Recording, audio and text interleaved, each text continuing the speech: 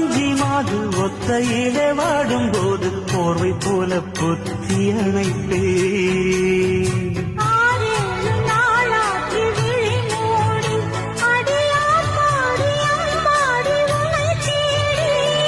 நீதானே மானே என் இளஞ்சோடி உனை நீங்காது என்றும் என் உயிர் நாடி